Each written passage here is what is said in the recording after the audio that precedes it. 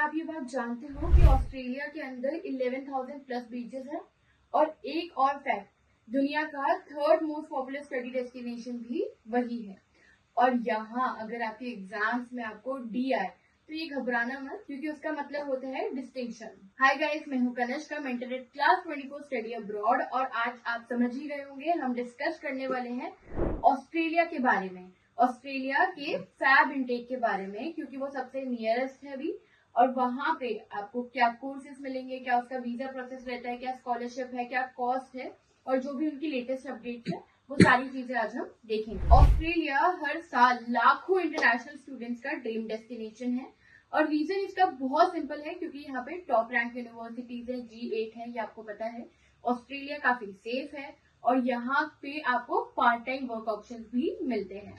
Australia के अंदर mainly दो बड़े इंटेक्स होते हैं, सबसे पहला फैब और दूसरा होता है जुलाई।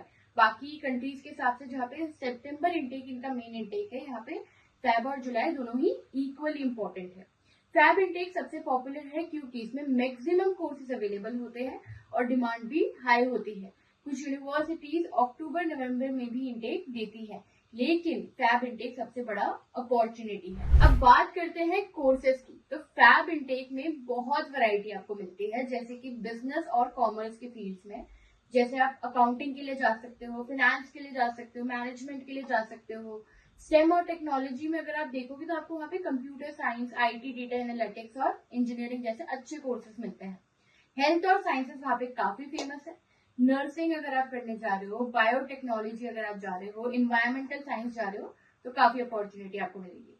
आर्ट्स और सोशल साइंसेस के लिए अगर मैं देखूं तो वहाँ पे political science, international relations and economics, ये आपको काफी पॉपुलर कोर्सेज मिलेंगे। अब यहाँ पे जो फेमस यूनिवर्सिटीज है जो आपको वर्ल्ड क्लास एजुकेशन प्रोवाइड करेगी, वो है university of Melbourne, university of Sydney, UNSW, ANU, मोनाश, university of Adelaide, university of western Australia. ये सारी कुछ यूनिवर्सिटीज है जहाँ पे आपको बहुत इंटरनेशनल स्टूडेंट्स मिलेंगे, और जो काफी अच्छी यूनिवर्सिटीज है जिनमें आपको पढ़ाई करने के बाद बहुत अच्छा ROI मिलेगा। अगर आप यहाँ पे ट्यूशन फीस दे रहे हो तो ये मत सोचो कि आपका खर्चा है, ये आपका इन्वेस्टमेंट है, और आपको बहुत अच्छा रिटर्न ऑन इन्वेस्टमेंट भी मिलेगा, क्योंकि आप ये जानते हो कि ऑस्ट्रेलिया के अंदर अनएम्प्लॉयमेंट रेट जो है वो काफी कम है। और सबसे बड़ा एक इंटरेस्टिंग फैक्ट, मेलबर्न को कई बार वर्ल्ड मोस्ट लिवेबल सिटी का टाइटल मिल चुका है।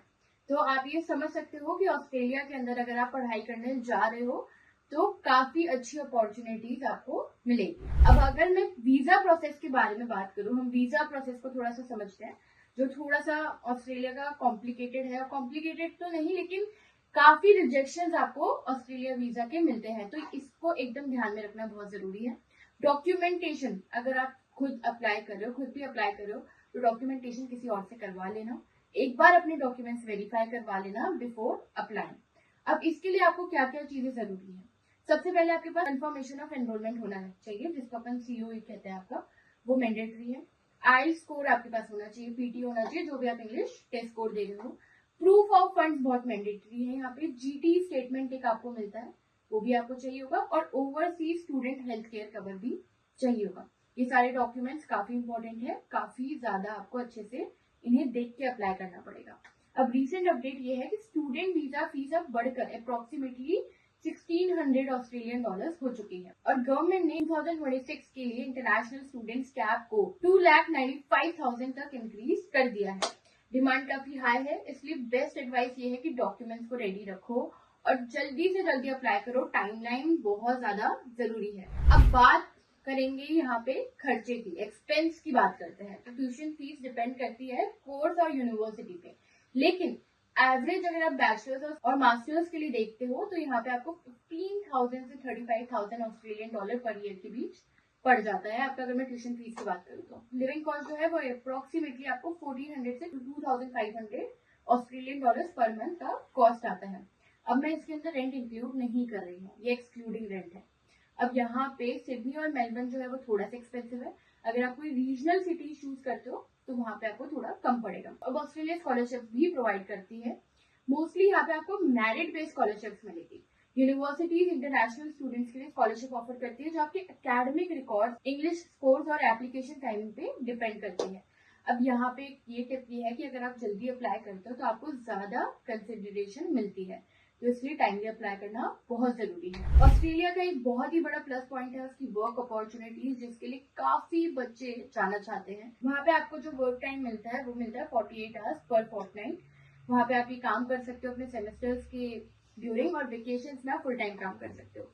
और ग्रेजुएशन के बाद आपको मिलता है टीआर, जो टेम्पररी ग्रेजुएट वीजा होता है, जो आपको 2 से 6 साल तक का ऑस्ट्रेलिया में वर्क करने का चांस देता है। अगर आप मेजर सिटीज में जा रहे हो वहाँ पे, तो आपको वहाँ पे 2 साल का पोस्ट स्टडी वर्क वीजा भी मिलता है, और बाकी के एरियाज के अंदर आपको 4 से 6 साल का भी पोस्ट स्टडी वर्क वीजा मिल सकता है। अब फैब इनटेक के लिए प्लानिंग टाइम से करना बहुत जरूरी है। इसकी अगर टाइमलाइन आप समझोगे तो आपको जुलाई अगस्त तक कोर्सेज शॉर्टलिस्ट कर लेनी चाहिए, सितंबर तक आपकी एप्लीकेशन हो जानी चाहिए, अक्टूबर नवंबर तक आपके डॉक्यूमेंट्स और एनरोलमेंट पूरा अच्छे से कंप्लीट हो जाना चाहिए।